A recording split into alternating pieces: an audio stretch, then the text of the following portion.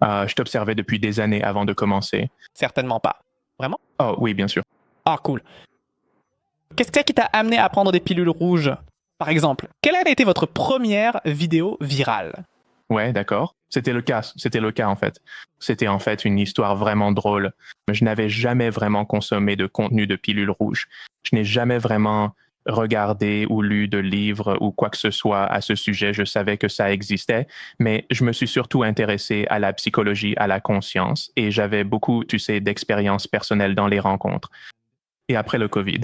Je le dis tellement souvent, les gens en ont marre de l'entendre. Après que le COVID a ruiné ma vie, il a genre détruit tout ce que j'avais construit, particulièrement durement. Je traînais juste sans rien faire, n'allant nulle part pendant un moment, et j'ai simplement fait une vidéo grincheuse sur TikTok qui a fait 4 millions de vues. Alors j'en ai fait une carrière incroyable. C'est vrai. C'était totalement un coup de chance. J'étais juste là à me dire que j'avais toutes les compétences pour transformer ça en une carrière réussie. Donc, c'était juste cette fille de 25 ans qui disait « Les mecs sans meufs, où êtes-vous » Alors, je lui ai juste fait un petit graphique et je lui ai montré où étaient les hommes sans meufs. Et j'ai dit, tu sais, les hommes avec des meufs sont ici en haut en train de faire attention à toi et à toutes les autres meufs. Et les hommes sans meufs sont là en bas à t'envoyer des messages sur Bumble sans jamais recevoir de réponse. Et ça a explosé et j'en ai fait tout un truc. Attends, donc c'était quoi? Comment le Covid a-t-il détruit ta vie? Avez-vous perdu votre emploi? Et genre... J'ai perdu. J'ai presque tout perdu. Je ne sais pas. Je ne veux pas entrer dans trop de détails. Tu sais, je garde mon secret. Je ne veux pas entrer dans trop de détails sur ce que je faisais exactement. Mais oui, j'ai perdu mes revenus, j'ai perdu mes activités parascolaires, j'ai perdu mon cercle social. Tout ce stress, plus l'affaire George Floyd, a rendu mon quartier beaucoup plus dangereux. J'étais dans un très bon quartier et tout d'un coup, c'est devenu vraiment mauvais en une nuit. Donc, beaucoup de choses stressantes se sont produites en même temps et je n'ai pas pu les gérer et ça a dégénéré. Et je n'ai pas recommencé à remonter la pente pendant 3 ans. Donc, ouais. Je ne connais personne qui ait eu l'effet direct de George Floyd. Parce que je me souviens quand c'est arrivé, je pouvais entendre les manifestations et tout ça, mais ce n'était pas... Donc, il y avait des émeutes dans ton quartier et tout ça? Eh bien, oui, il y en avait. Il y a eu un peu de criminalité opportuniste. Je n'avais jamais vu de crime dans ma rue auparavant. Mais cette nuit-là, tout à coup, des voitures arrivaient et essayaient de cambrioler des appartements. Et il y avait ce type qui... Il y avait tout un groupe de personnes qui essayaient de cambrioler un de ces magasins « Nous achetons de l'or ». Et ce gaz à l'étage ne savait pas qu'ils essayaient de faire ça, il pensait qu'ils essayaient d'entrer dans son appartement.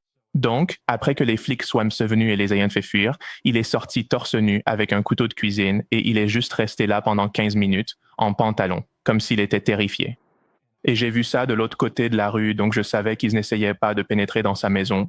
Mais il a eu cette expérience, comme s'il pensait que 15 personnes essayaient de pénétrer dans sa maison. Donc, je l'ai compris, c'est devenu instable. Et puis après cette nuit-là, tout d'un coup, toutes les vitres ont été brisées et vous savez, ma voiture n'était pas sûre et tout comme ça, c'était juste du jour au lendemain.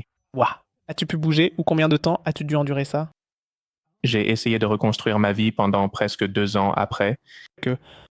J'en ai fait quelques-uns, quelques changements et tout, mais j'étais dans une région où il y avait des confinements pendant, vous savez, très longtemps et qui se répétaient et tout. Alors, ils nous ont laissé sortir, puis j'ai recommencé à planifier ma vie et ensuite, ils nous ont de nouveau confinés. C'était comme, oh, encore une fois. Ouais, donc c'était ça. Ouais, c'était en gros 2 ans sans vie sociale, très peu de rencontres. Il y avait genre une fille que j'ai rencontrée sur Hinge et elle ne voulait venir qu'une seule fois parce qu'elle avait peur d'attraper le COVID et de tuer ses parents. Donc, c'était 2 ans de néant. J'étais curieux car j'ai vu une réponse à un de mes tweets où tu disais avoir une copine qui t'avait dit de ne pas le faire. Enfin, de ne pas faire les trucs sur YouTube. Elle disait genre que c'était une perte de temps. C'était vrai? Est-ce que je me trompe de souvenir? De quelle réponse tu parles? Tu te trompes peut-être sur un détail parce J'avais une petite amie l'année dernière, mais elle ne m'a pas dit de ne pas faire de trucs sur YouTube. D'accord. Il y a eu quelqu'un plus tôt dans ma vie qui m'a dit de ne rien faire qui m'aurait amené ici. J'ai eu une mauvaise petite amie à un moment donné qui, chaque fois que j'essayais de développer mes compétences, me disait que ça ne mènerait nulle part. Cela ne me fait rien en ce moment précis, alors tu dois arrêter. Peut-être que c'est de ça dont je parlais. D'accord. Alors, comment en es-tu venu à tes observations? C'était uniquement à travers l'expérience personnelle et en observant la société. Vas-y. Oui. C'était juste une combinaison chanceuse d'expériences personnelles et, tu sais, de mon choix particulier d'études. J'ai une spécialisation en communication et j'ai étudié quelque chose qui s'appelle la théorie intégrale. Je ne sais pas si tu as vu mes vidéos sur les niveaux, mais je m'intéresse vraiment à la conscience. Je suis vraiment passionné par la compréhension du fonctionnement de l'esprit et j'ai lu Les 48 lois du pouvoir, Comment se faire des amis et influencer les autres. J'ai lu Scott Adams. Win Bigly est l'un de mes livres préférés. Et plus je lisais tout ça, plus je commençais à l'appliquer à la vie réelle et, tu sais, à comprendre comment les principes fonctionnent en temps réel. Et c'est simplement ce bagage de compétences que j'utilise pour faire mes vidéos. Je devais juste le faire. J'ai eu la chance d'acquérir beaucoup d'expérience grâce aux lectures que je faisais pendant mon temps libre. Et comment votre vie a-t-elle changé depuis que vous avez commencé la création de contenu? Et tu le fais à plein temps maintenant, je suppose? Oui, c'est tout ce que je fais. Tu ne peux pas ne pas le faire. Non. Ouais, non. Je n'ai pas eu un seul jour de congé depuis 7 mois. En général, je ne sors pas de la maison, sauf pour faire les courses. Mais tu l'aimes. Droite, tu l'adores. Quoi? Tu aimes ça, n'est-ce pas? On dirait que c'est mon travail préféré que j'ai jamais eu. Vous? En ce qui concerne le travail, j'adorerais pouvoir faire une randonnée ou quelque chose comme ça, mais je n'ai pas encore le temps. Mais oui, ce qui a changé dans ma vie, c'est que j'ai de l'argent. Pour la première fois de ma vie, je gagnais une somme vraiment dérisoire par an en moyenne depuis la fac jusqu'à maintenant. Et maintenant, je pourrais vraiment rattraper ça. Genre, les choses se passent plutôt bien. C'est une grande différence. Je fais quelque chose qui me fait vraiment me sentir bien. Tu sais, tu as déjà eu des boulots que tu fais juste parce qu'il le faut et tu n'as pas vraiment l'impression que ça sert à quoi que ce soit pour qui que ce soit. Est-ce que c'est bon pour le monde? La plupart de mes boulots étaient comme ça. Celui-ci n'est pas comme ça. J'ai eu l'occasion de faire du coaching de vie. Je reçois beaucoup de gens qui... J'ai toujours voulu faire du coaching de vie avant que OMF ne devienne, tu sais, une chance pour moi. Et j'ai eu l'opportunité de prouver que je peux vraiment, amener des gens à des déclics en 1 heure lors d'une séance d'1 heure de temps en temps. Il ne me fallait que 40 minutes sur l'heure pour amener les gens à comprendre quelque chose de nouveau sur eux-mêmes et à commencer à prendre de nouvelles décisions. Et c'était comme plein d'opportunités d'appliquer mes compétences. Donc, ce sont les 2 choses principales. Je peux vraiment faire quelque chose de productif, qui a de la valeur et gagner beaucoup d'argent. Quelles sont les prises de conscience les plus courantes que les gens ont? Parce qu'en 40 minutes, c'est plutôt... Oh oui, vas-y. Oui, les prises de conscience les plus courantes que les gens ont, c'est une bonne question. Elles sont toutes très individuelles. Donc, il y avait un gars qui n'arrivait pas à comprendre pourquoi il se sentait justifié de tricher sur tout, comme rendre des choses à son travail et, tu sais, mentir à ses amis. Et je l'ai aidé à comprendre quelle était la racine de tout ça. On a fait ça, tout de suite. Je crois qu'à 5 minutes de la fin de l'heure, il a eu ce moment de déclic. Il y avait quelqu'un qui avait eu beaucoup de mauvaises expériences amoureuses. C'était une jeune femme. Et elle voulait savoir comment. La façon dont elle l'a formulé, c'est qu'elle voulait savoir comment avancer après toutes ces mauvaises expériences. Et je l'ai simplement aidé à reformuler sa vision pour la façon dont tu vas te sentir par rapport aux rencontres va être construite à partir de tes expériences passées. Et tu n'as pas de bonnes expériences passées. Elles sont encore à venir.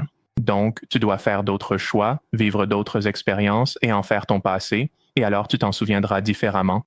Et simplement lui avoir fait voir les choses sous cet angle a tout changé pour elle. Il y avait un gars dont la petite amie avait décroché un poste très convoité. Et il a réagi à cela en disant « Je savais que ce travail allait t'éloigner de moi. » Et je lui ai dit que ce qu'il aurait dû dire, c'est je suis content, je suis tellement heureux que tu aies apporté ce travail dans notre vie. Donc, ce n'est pas comme s'il allait changer le fait qu'elle soit moins disponible, mais cela changerait vraiment la teneur émotionnelle de la relation, pour ne pas être du genre oh, ton travail te vole à moi, ce qui était probablement en partie la raison pour laquelle la relation rencontrait des difficultés. Donc, c'est généralement des choses comme ça. Il y avait un homme dont le mariage a été détruit par un vieil ami. Et il a dit qu'il pensait être vraiment un bon juge de caractère et qu'il n'arrivait pas à croire qu'il soit passé à côté. Alors nous avons passé en revue qui elle était et tout le reste, et je lui ai montré exactement ce qu'il avait manqué. Il était là, c'était comme une résolution. Ce qu'il avait manqué, c'est qu'elle était très belle et parlait de vouloir fonder une famille, mais était toujours célibataire.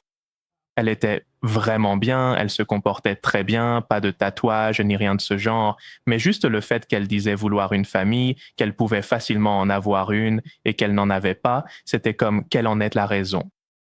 D'accord? Oui, bien, Waouh, c'est vraiment cool. ouais, beaucoup de choses comme ça. As-tu déjà pris des cours d'art?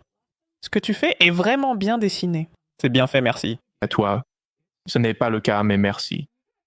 C'est mieux que ce que je peux, Mieux que la plupart des youtubeurs, en tout cas. c'est sûr, ça c'est sûr. Ouais, je n'ai jamais pris de cours d'art formel, à moins que tu comptes le lycée. J'ai pris des cours d'art au lycée, c'est sûr.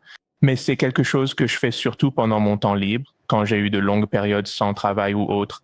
Parfois, je passe la journée à dessiner des pommes ou quelque chose comme ça. Vous voulez plus de maths? Rendez-vous sur itshowmath.com et abonnez-vous à la newsletter pour recevoir des infos exclusives et d'autres contenus.